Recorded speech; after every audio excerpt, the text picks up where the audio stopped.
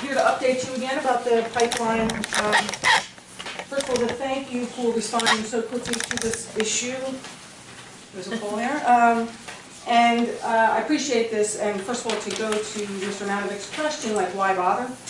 That's a really good question, because basically FERC, once an application is made, FERC has never not given permit. However, they do look at how much resistance there is in a community when they're making their decisions as to what, before the application is made. So it is pertinent to us, and it's pertinent to the whole county, because even though it's not happening in Mahoning Township, there will be stuff that's county-wide that will affect us. So I really appreciate that you're moving so quickly on this. I don't know if it's possible, I'm obviously not a legal mind, but I would love to see a little more teeth in it as we look at the whereases, the therefores, that we would add something, somewhere, that we could include future projects or projects that might go through Mahoning Township to establish that we are strongly in opposition to these kind of things, seizing property in eminent domain, and as far as I'm concerned, putting so much resources into something that is a limited natural resource. But that's a whole other story. So if we could look at that and see if there's a way that we could word it in a way that would establish our resistance or our opposition to future projects that are taking land, that would be great.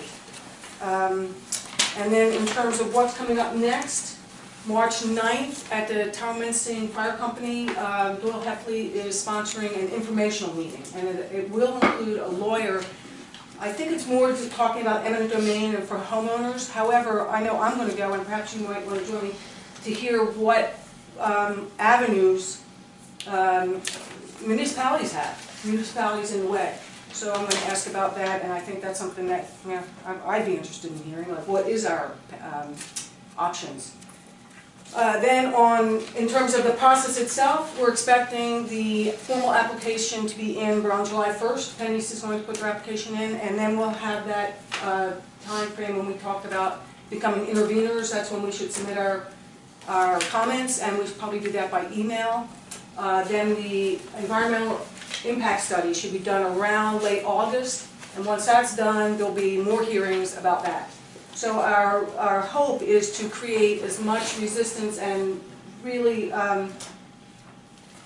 reasons for them to look at the environmental impact and make a decision not to give this, not to actually make the application, make it so expensive for the changes they would have to make that they wouldn't make the application, because generally once the application is made, they're going to get it somehow. And on a personal note, as you probably already know, I am considering a run for supervisor.